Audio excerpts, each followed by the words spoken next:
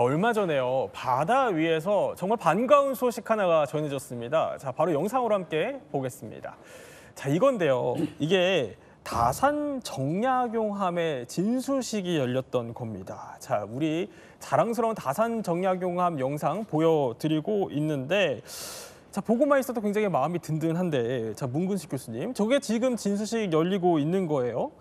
근데 이게 굉장히 강한 전투력을 자랑하고 있어요.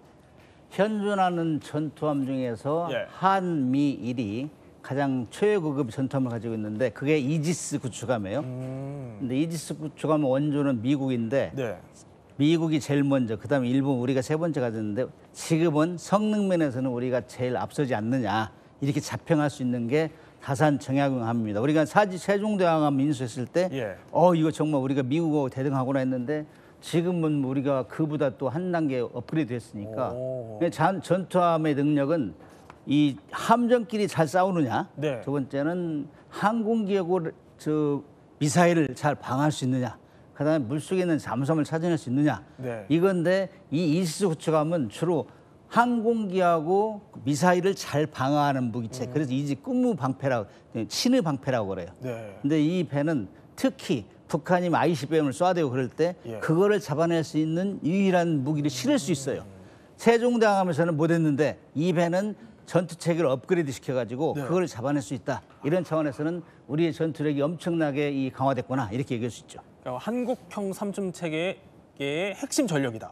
신의 방패다. 지상에서 그동안 함축 체계를 얘기했는데 바다에는 그런 역량이 가진 배가 별로 없었어요. 근데 이제 이지스 구축함 중에서도 이지스 구축함을 6척 가질 건데 그 중에 이제 5번째거든요. 이게 네 번째부터는 그런 능력을 가질 수 있다. 이게 이제 상징적이죠. 이 설명만 딱 들어도 굉장히 자랑스러워요. 그러면 이거 우리 해군에 언제쯤 배치돼요? 지금 진수라는 거는 모든 장비를 탑재하고 물에 처음으로 띄우는 행사예요. 그다음에 이름을 지어주고 그래서 다산 정약 이름이 붙었는데 이때부터는 이제 시운전을 해군에서 ROC (Requirement Capability) 해가지고 작전 요구 성능을 요구하면은 그것이 다 만족하는가 체크를 해요. 항해하고 포도 쏘고 미사일도 쏘고 이런 걸 하면 1년 반 정도 걸려요. 그럼 내년 말이나 이 정도 때는 해군에 인도하고 인도를 하면 해군에서 이제 취역기를 달고 그때부터는 해군에 소속이 되는 거예요. 그때부터 한 6개월 내지 1년 동안 이제 모든 훈련을 합니다. 각종 훈련에서 오케이 하면 그때부터 이제 정말로 실전 배치되는 거죠. 그렇군요. 자, 이렇게 우리한테 어떻게 보면 든든한 다산 정약용함이 있다면요. 북한에는 북한급한 이지스함으로 불리는 최연함이 있습니다. 이게 그러니까 5,000톤급 신형 다목적 전투함인데요. 김정은 위원장이 직접 진수식까지 나와서 이렇게 대놓고 자랑을 했습니다. 한번 들어볼까요? 함선 현대화에 닻이 올려짐으로써 우리의 해군은 자주적 국가 방위력의 일익을 담당한 강력한 군종으로 당당히 자리 잡고. 아니 뭐 굉장히 자랑스럽게 얘기합니다. 근데 김 대표는 이거 북한에서 저 정도 급으로 대형 군함을 만든 게 이번이 처음이라면서요? 그렇습니다. 이제 북한 해군 같은 경우에는 잘 보시면 전력 대부분들이 뭐 고속정, 고속함 뭐 이런 게 많고 그다음에 이제 자체적으로 5,000톤 미만의 뭐 호위함이라든가 초기함 이런 것들을 많이 만들었었어요. 근데 이 북한 공군 역사 80년 이래 처음으로 5,000톤급 구축함을 이번에 만든 겁니다. 그리고 특히 이제 최연함 같은 경우에는 지금 이제 각종 뭐 앞서도 이제 문근식 교수님 얘기해 주셨지만 여기도 이제 건조는 했지만 이제 각종 테스트가 남아 있습니다. 그런 걸 거친 걸 좀 감안해 보면 향후 한 내년 정도에 북한 해군 동해함대에 인도가 될 것으로 보여지고요. 그리고 이제 진수한 다음에 며칠 지나서 이제 미사일 발사도 하고 사실은 그렇게 안 하는데. 약간 좀 과시하려는 것 같아요. 너무 빠른 거 아니에요? 그렇죠. 그리고 이제 요번에 최연함 같은 경우 저 쏠 때도 보면 중요한 게 연돌이라고 있습니다. 배에 보면 이 엔진이 돌아가고 지금 매연이 나오는 공간이 있는데 이게 뭐 확실하지 불확실한지 좀 그렇지만 그때 이제 드론이 촬영을 보면 연돌 안쪽이 비어 있었어요. 그래서 엔진이 없는 거 아니냐 이런 얘기도 있었는데 하여간 이제 미사일 발사 능력은 보여줬고 그리고 이제 김정은 계속 강조하고 있습니다. 그래서 향후에도 이런 배를 계속 찍어내서 향후에 이제 원양 함대를 창설을 하겠다. 원양 작전 함대. 그래서 우리 해군도 기동 함대 사령부가 있는데 약간 김정은이 그런 꿈을 꾸는 것 같아요. 아니 뭐 꿈은 뭐 거창한 것 같습니다. 맞습니다. 근데 좀 과속을 한 것 같아요. 이게 의욕이 좀 너무 앞섰던 것 같은데 왜냐하면 이게 겨우 한 달여 만에 5,000톤급 신형 함정을 바다 위에 또 띄웠어요. 근데 여기서 대참사가 났었잖아요. 그렇죠. 그러니까 저는 뭐 북한 해군은 연안 해군이라고 얘기를 하거든요. 네. 근데 이제 김정은이 우리 대한민국 해군을 보고 우리도 저렇게 좀 따라가고 싶다.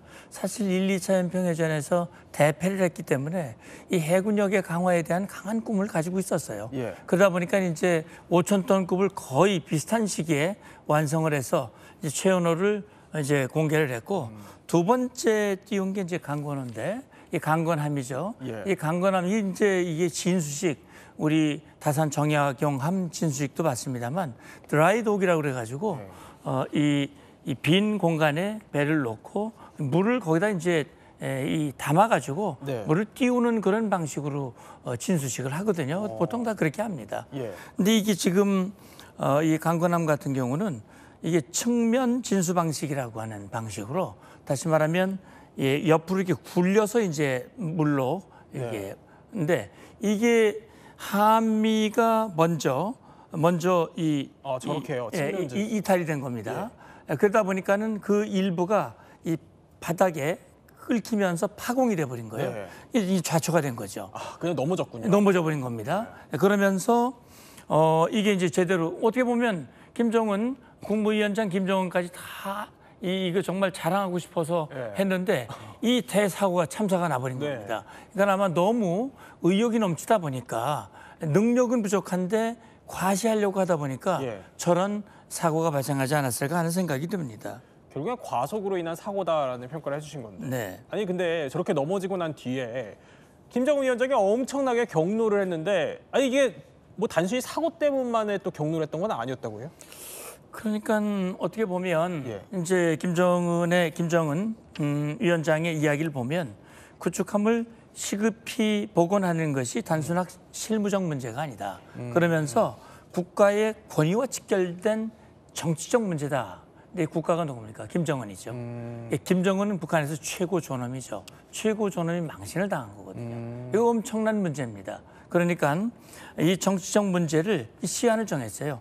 6월 전원회의 이전에 무조건 완결해라 라고 요구를 했고 그래서 빠른 시간 내에 어떻게 복원을 했는지 몰라요. 뭐 인력을 동원했다는 말이 있습니다. 그렇게 해서 이 제대로 옮겨가지고 다시 진수식을 했는데 진수식하는 그 장면에 보면 상당히 문제점이 아직 많은 걸로 그렇게 확인이 됐죠. 당시 저희가 이제 뭐 자료 영상을 보여드리고 있는데, 그러니까 뭐 당시 얘기로는 여기 뭐 러시아 총영사관 관계자 등 뭐 이런 사람들이 다 포함이 되어 있었기 때문에, 그러니까 러시아 귀빈들이 보는 앞에서 그야말로 어떻게 보면 망신을 당했다 이런 얘기예요. 그런 셈이죠. 김정은이 뭐 러시아 측으로부터 어떤 기술을 어떻게 지원받았는지는 뒤에 또 말씀을 드리겠습니다만 어쨌든 그 외국 인사들이 보는 앞에서 이 북한의 최고 지도자가 사실은 망신을 당한 셈이거든요. 이 욕심이 앞서다 보니까 이런 상황이 발생한 것이고 그러다 보니까 이것이 바로 정말 단순히 실무적인 문제가 아니라 정치적인 문제고 국가의 권위와 연관된 문제다. 이걸 빨리 복구를 해라라는 지시를 내린 거가 아마 상당히 여러 사람들이 처벌을 받았을 겁니다. 아니 뭐 이 사실 강건함 사건 하나만 갖고 북한 해군의 기술력의 한계가 드러났다 이렇게 단정하기 좀 어렵습니다. 왜냐하면 이 최연함이라는 게 또 있기 때문인데 이게 앞서 이야기했듯이 러시아와의 어떻게 보면 군사 협력 속에서 기술을 받아왔다 이런 가능성까지 지금 거론이 되고 있어요. 그래서 저희가 우리 해군력과 북한 해군력 한번 제대로 지금부터 따져보겠습니다. 누가 더 우수할지 한번 볼게요. 자, 먼저 남북을 대표하는 두 함선 정약용함과 최연함 이걸 중심으로 한번 비교를 해볼게요. 일단 외형부터 한번 비교해볼까요, 문 교수님? 외형부터 차이가 많이 나죠. 크기가 한 3배, 4배 차이 나는데 우리는 8,200톤, 최연함은 5,000톤급인데 이게 이제 아무것도 안 실었을 때예요. 그냥 기름하고 기본적인 것만 설치했을 때고 무기, 측량 모든 걸 실으면 그걸 만제톤수라고 하는데 만제톤수 우리 같은 건 12,000톤 정도 된단 말이죠. 최연함 만제톤수는 아직 안 나왔는데 저 크기도 170m 대 144m, 최대 속력은 56km 내외고 그런 거 비슷한데 이게 배가 크면 클수록 좋은 점은 뭐냐면 무기를 많이 실을 수 있어요. 또 기름도 많이 실을 수 있어요. 그다음에 이제 탐지 장비, 레이더나 그다음에 음탐 문파 탐지 이런 거 많이 쓸 수 있는데 이 기동성은 좀 떨어지죠. 돈이 많이 들고 이런 거 있는데 아무튼 우리는 현존하는 이지스 구축함 중에서 최상위급인데 저기는 최연함 같은 경우는 러시아에서 설계도를 받아다가 네. 그리고 지금 거기에 들어가는 장비가 어떤 거를 구체적으로 밝히질 않아요. 예. 그래서 배는 선체도 훌륭해야 되지만은 거기에 들어간 무기가 퀄리티가 좋아야 되는데 이것들은 참으로 좀 비교하기가 좀 낯뜨거운 것이 2022년도 러시아 우크라이나 전쟁 때 러시아에서 가장 자랑하는 배가 모스크바함이에요. 기함, 프레그십인데 여기는 그야말로 자기들이 이지스 구축함보다 낫다 이렇게 하면 포도 엄청 많습니다. 미사일도 많고 네. 그런 배가 전투 체계도 좋아야 되는데 그런 배가 넵튠 미사일에 의해서 격침이 됐어요. 아, 그래요? 그럼 그 정도면 다 커버를 해야 되거든. 예. 3중, 4중으로 이렇게 커버를 해야 되는데 그런 기능 하나도 못하고 그냥 무인기에서 이제 현혹되고 넵튠 미사일 왼쪽에서 쏘니까 그대로 침몰됐단 말이죠. 네. 그래서 과연 설계도는 가져왔는데 그 내용이 어떠냐, 속빈 강정 아니냐 이렇게 평가를 하는데 그래도 적은 높이 평가해야 우리가 대비해야 되니까 그렇죠. 일단은 우리 많이 발전되고 있다 이렇게 평가할 수 있죠. 그러면 뭐 선체도 비교가 중요하지만 어쨌든 공격 무기가 중요하다고 하셨으니까 그럼 지금부터 본격적으로 저희가 한번 세 분야로 뜯어보겠습니다. 자, 첫 번째 라운드 바로 공격력입니다. 그러니까 이 두 함정의 타격 능력을 비교하면 어디가 더 위협적이? 그러니까 지금 뭐 다산 정약용함 같은 경우에는 이전에 이제 정조대왕함도 마찬가지지만 앞서 이제 몽식 교수님도 말씀해주셨지만 사실 이지스 구축함을 처음 만든 건 미국입니다. 근데 이어서 이제 일본하고 우리가 만들었는데 네. 이번에 이 정조대왕함하고 다산 정약용함은 처음으로 함대지 탄도 미사일이 장착이 됐어요. 그러니까 전 세계 지금 미국 위주의 그 이지스 구축함 가운데 유일합니다. 예. 네, 그 정도로 돼 있고 또 한 가지로는 이전에 우리가 이제 세종대왕함을 한번 만들었었는데 여기에 지금 그림에 나오지만 한국형 유도탄 수직 발사대가 나옵니다. 보통 네. 영어로 이제 KVLS라고 많이 하는데 이전에 세종대왕함보다는 이 발사대 숫자는 조금 줄어들었어요. 근데 발사대 하나의 크기가 좀 커졌습니다. 그러니까 지름이 커졌어요.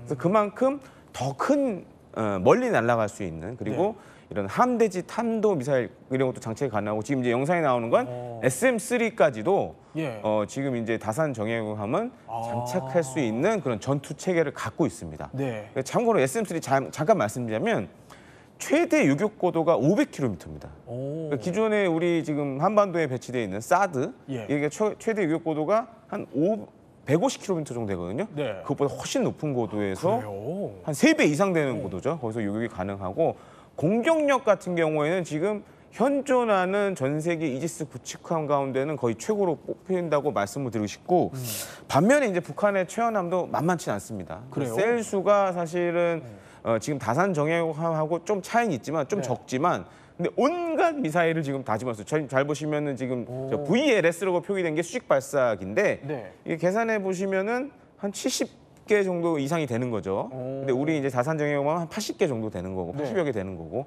한 10여 개 정도 차이가 나는데 제가 이렇게 보면 좀 과하다 싶을 정도로 수직 발사대를 너무 많이 넣었어요. 저게 뭐 장단점이 있습니다. 근데 네. 제가 봤을 땐 단점이 더 커 보이는데 일단 많은 무장을 쏠 수 있다는 건 있지만 만약에 저게 격침당하면 네. 그냥 한 번 격침되면서 수십여 발의 미사일을 물속에 버리는 거예요. 그러니까 그 정도로 사실 취약한 부분도 있다라고 좀 말씀을 드리고 싶습니다. 아니 근데 굉장히 많다고 하셨는데 그냥 저거 외형만 저럴 수 있는 거 아니에요? 그렇죠. 사실 저 한 70여 개 되는 수직 발사관에 예. 과연 무장을 북한이 다 채울 수 있을까? 요거는 약간 별개의 얘기입니다. 근데 일단은 배 설계를 네. 최대한 많은 공간에 수직 발사관을 집어넣었다라는 점은 좀 특이하다라고 보여지죠. 아니 그러면 군사 전문가시니까 예. 정말 객관적으로 봤을 때 예. 공격력만 따지면은 뭐가 더 우수합니까? 만약에 저 지금 70여 개 되는데 미사일을 다 넣었다. 네. 그러면 무섭죠.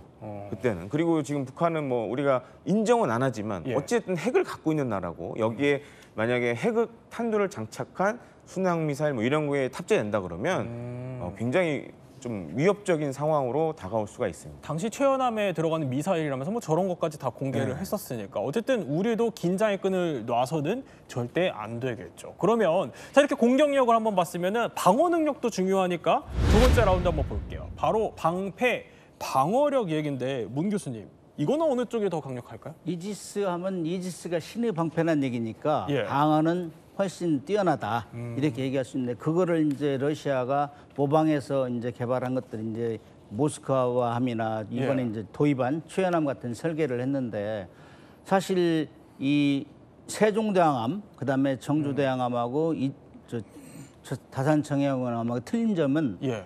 세종대왕함은 그 이지스 전투기 미국 거예요, 둘 다. 근데 모델이 틀려요. 세종대왕함, 율곡 2함, 새 이성룡함은 베이스라인 7포인트하를 가졌어요. 그다음에 네. 이번에 정주대왕함하고 다산 정예함은 9C2라는 모델이 틀려가지고 이거는 조금 전에 말씀하셨지만 뭐 공격도 하지만 방어는 3중, 4중으로 드러난 거예요. 세종대왕까지는 3중이에요.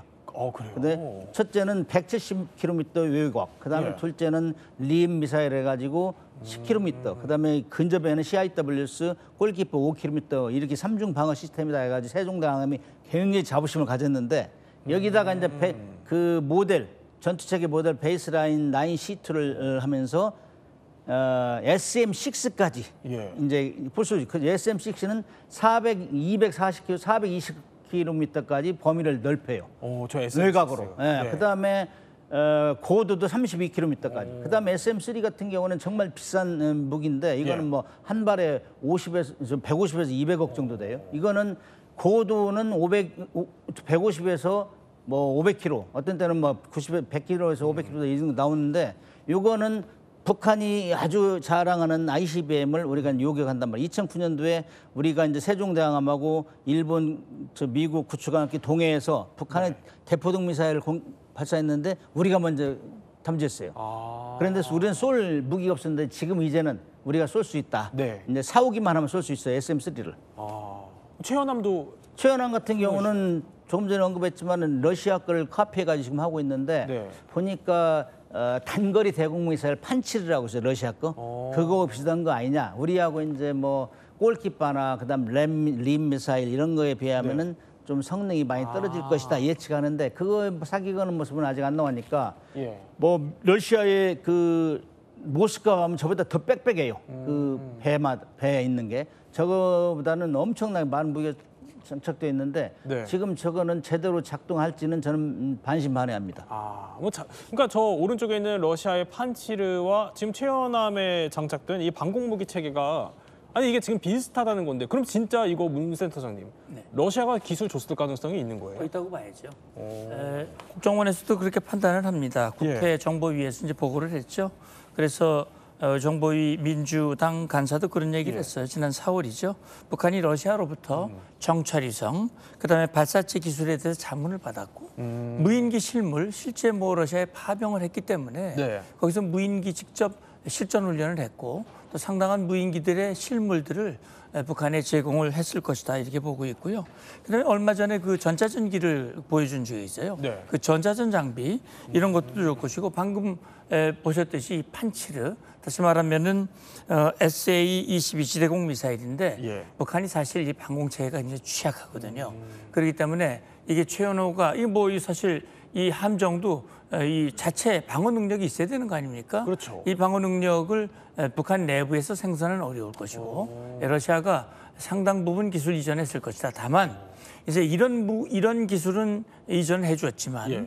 결정적으로 예를 들어서 이 ICBM 대기권 재진입 기술이라든지 정찰 위성에 탑재되는 말경에 들어가는 이 정찰 이건 정말 아주 핵심 신기술인데 이걸 줬을 가능성은 앞으로 좀 지켜봐야 됩니다. 그러니까 뭐 핵심 기술은 푸틴이 아직 안 줬을 가능성이 있다는 저는 거고. 높습니다. 예, 그러면 세 번째 한번 넘어가 볼게요. 세 번째는 이게 중요하죠. 그러니까 먼저 보고 먼저 잡으려면 탐지 능력이 중요할 텐데 이거는 어떤 차이가 있을까요?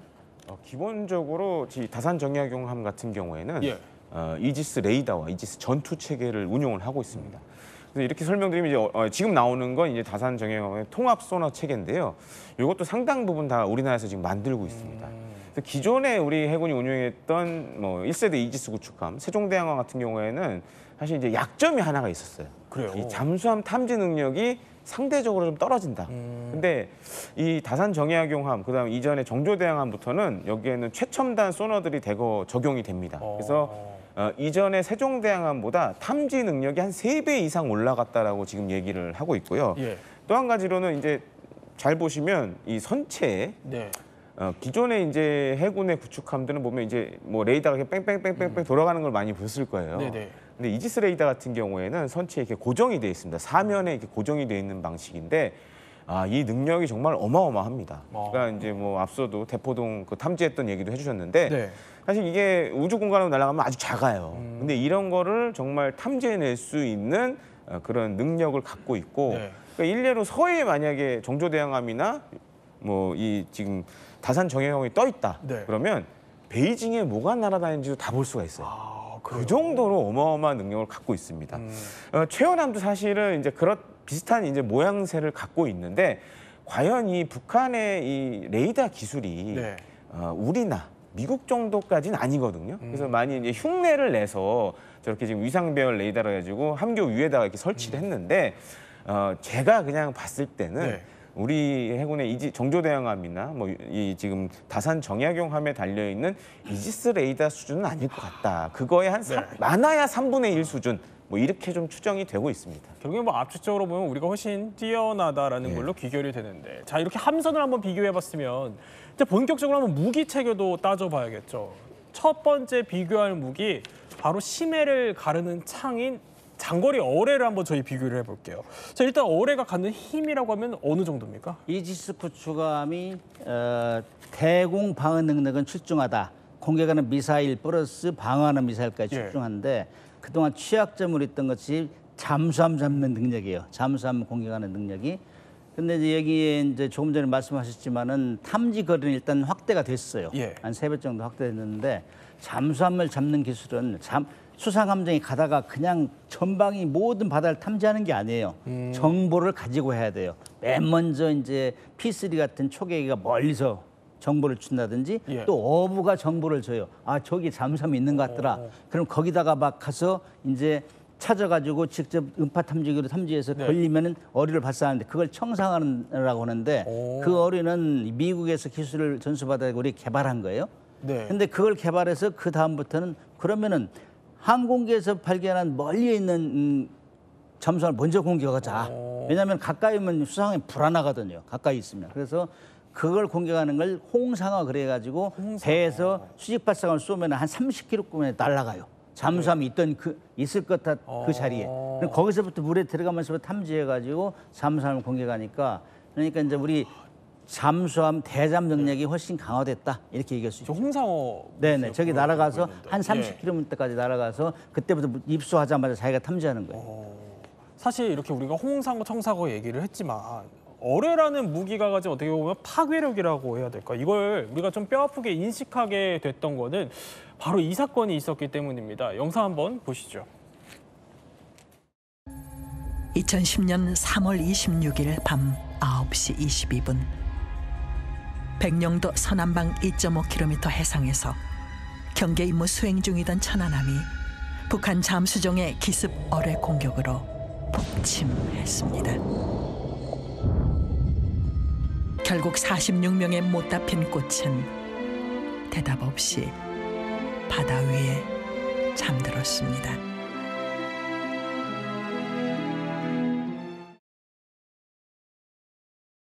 자, 이 천안함 사건 이후에 우리 해군력도 그야말로 업그레이드가 됐습니다. 이 이후에 해양 무기의 끝판왕이 등장을 했어요. 예, 저는 참고로 저 실물을 봤습니다. 그래서 지난 5월에 네. 부산에서 이제 마덱스라고 해양 방산 전시회가 있었는데 이때 이례적으로 우리나라 국방과학연구소가 예. 초공동 어뢰 약간 실물 모형을 들고 나왔었어요. 그래서 저는 보면서 이게 벌써 이렇게 많이 진전이 됐다고 해서 깜짝 좀 놀랐는데 예. 이 초공동 어뢰는 한 가지 특징이 있습니다. 이제 저기 지금 이제 영상에 나오지만 앞에 일종의 이제 기포를 만들어서 예. 속력을 빠르게 하는 거예요. 마찰 저항, 그러니까 물속에서 일어나는 마찰 저항을 최소화하면서 나가는 어뢰입니다. 그래서 일본 기본적으로 이 프로펠러가 달린 어뢰들은 네. 속도를 빨리 내게 되면 프로펠러가 캐비테이션이라는 게 생기면서 기포가 생기면서 헛돌기 시작해요. 근데 이 초공동 어뢰는 이런 문제들을 다 해결을 했습니다. 네. 그러니까 이거는 사실 초공동 굉장히 어뢰는 빠르네요. 네, 엄청 빠르죠. 와, 네. 그래서 초공동 어뢰는 가장 큰 문제가 이 당하는 사람 입장에서 봤을 때는 막기가 어렵다는 거예요. 일단 속도가 빠르니까 막기 어렵다는 문제가 굉장히 있고. 빨라요. 예, 그래서 지금 이제 뭐 일각에서 들리는 바에 의하면은 이제 뭐 정조대왕함, 뭐 다산 정약용함 같은 이지스함에도 이런 초공동 어뢰를 향후 우리 해군이 적용할 예정이다라고 지금 알려져 있습니다. 그러면 정말 만에 하나 상황이지만 우리가 가상 시나리오를 따져본다고 했을 때 대잠전이 벌어진다고 그러면 우리는 어떻게 대응하게 되나요? 예, 결국 세 가지 단계로 볼 수 있거든요. 예. 첫 번째 단계가 이제 탐지 단계예요. 다산 정약용함에 앞서도 말씀하셨습니다만 이 여러 가지 그 소나 체계, 통합 소나 체계를 탑재해서 탐지 거리를 뭐 3배 이상 늘렸으니까요. 예. 그래서 일단은 다층 감시망을 통해서 이 탐지하는 것이 매우 중요합니다. 그러니까 탐지가 되면 그 다음에는 추적하고 이 뭡니까 식별을 해야 되는데 저기 좀 이제 MH-60R C호크 헬기가 있지 않습니까? 네. 저게 바로 긴급 출동을 해서 정밀 감시, 그다음에 추가 소나 탐지 그리고 경어뢰 투사가 가능하도록 이 다각도에서 잠수함의 접근을 저지하고요. 네. 끝으로 이제 어뢰로 공격을 하는 거죠. 공격을 하고 아까 이제 홍상호 설명을 했습니다만 잠수함 위치로 투사를 시켜서 네. 이 목표를 타격함으로써 이 작전을 승리로 종결시키는 것입니다. 이렇게 또 가상 시나리오를 짚어주셨고 그러면 어뢰뿐만이 아니라 또 다른 해상 전투 무기죠. 바다 위에서 이렇게 지켜보는 날카로운 눈인 해상 초계기 얘기를 한번 해봐야 될 것 같습니다. 일단 이걸 뭔지부터 한번 짚어볼까요? 잠수함은 항공기를 제일 싫어해요. 예.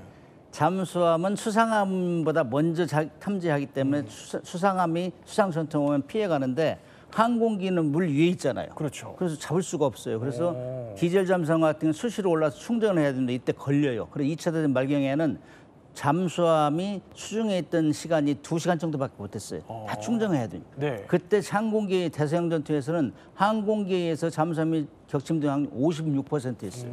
그 정도로 힘들었는데 이걸 지금 우리가 이제 이지스 구축 같은 경우도 소나 이제 탐지기를 늘렸고 네. 그다음에 거기에 싣고 있는 MH-60 그 항공기도 2대나 실어요. 이제 헬기를. 그다음에 초해상 초계기가 지금 우리 15대 가지고 있는데 최근에 P-8이 네. 6대가 들어왔어요. 이것들이 보면은 P-8은 P-3나 P-8은 광범위한 해역을 탐지할 수 있어요. 네. 그렇기 때문에 잠수함이 정말 그거를 피해가기 쉽지 않아요. 그래서 잠수함 수시로 올라야 되니까 이런 것들 때문에 굉장히 힘든데 기존에 있던 P3보다 좀 돈이 좀 비쌌고 예. 그런 만큼 탐지 능력이 확대됐어요. 그래가지고 소나부위를 항공기가 잠수함이 있을 것이다 하면 가서 소나부위를 떨어뜨려 그 소나부위에서 그 잠수함을 찾아가지고 항공기에 올려주고 피를 때렸다는 항공기가 바로 공격 들어가고 예. 청상하로 그다음에 그걸 정보를 알려주면 또 수상함에서 공격하고 네. 이런 작전을 하기 때문에 이 대잠전에서는 항공기가 제일 먼저 볼 확률이 많다.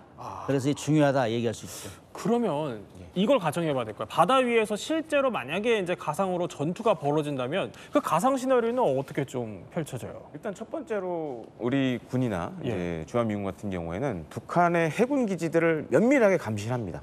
그래서 만약에 잠수함이 사라졌다. 네. 그럼 바닷속에 보면 이 잠수함이 돌아다니는 길이 있어요. 저보다 문근식 교수님이 더 잘 아시는데 예. 그래서 이제 그 길을 예측해서 어디로 갈 것 같다라고 하는 지점에 지금 이제 CJ로 나오지만 해상 초계기를 띄웁니다. 예. 그래서 이제 추적을 하기 시작해요. 그래서 이제 소너부이나 이런 걸 이제 예상 지점에 떨군 다음에 네. 아, 잠수함이 이쯤에 있다라고 이제 파악을 하고 또 상황에 따라서는 지상이나 아니면 지금 이제 나오는 이제 이지스 구축함에 예. MH-60 해상 섹션 헬기 같은 것들이 떠서 추적을 하기 시작합니다. 그런 다음에 만약에 도발적 행위를 한다. 예. 그럼 그때 이제 격침에 들어가야겠죠. 그래서 그게 뭐 해상 초계기가 됐든 네. 해상 작전 헬기가 됐든 아니면은 이지스 구축함에서 여러 가지 이제 대잠 무기들을 활용해서 적 잠수함을 격침시키게 됩니다. 근데 우리가 이렇게 가상 시나리오를 짚어봤지만 사실 제일 위협적이라고 할 수 있는 게 북한의 SLBM 아니겠습니까?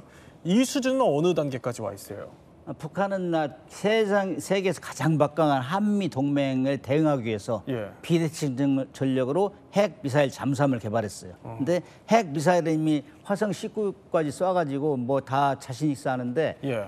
이 미사일은 항상 불안해요. 그래서 이 미사일을 물속에 감춘 거 잠수함에 쏘는 걸 SLBM이라고 해요. 네. 근데 SLBM은 지금 뭐 북극성 1형 2016년 8월 24일 쏴가 성공했어요. 500km를 날린 성공했고 삼형 그다음에 미니 SLBM 4형, 5형까지 개발해가지고 있는데 네. 이거를 실을 데가 없어요. 그래가지고 기존 디젤 잠수함을 보완해가지고 성능을 개량해가지고 거기다 일단 10발이 실는 걸로 다 그쳤어요. 왜냐하면은 SLBM은 원래 핵잠수함에 실어야 제격인데 지금 저 가분수 돼가지고 그 시험 발사를 하겠다는데 아직 그 시험 평가가 끝나지 않았어요. 어쨌든 북한의 해군 전력 계속해서 위협이 되고 있는데 저희도 잘 대비해야 될 것 같습니다. 세 분과 함께 우리나라 그리고 북한의 해군력에 대해서 한번 살펴봤습니다. 저희는 60초 후에 뵙겠습니다.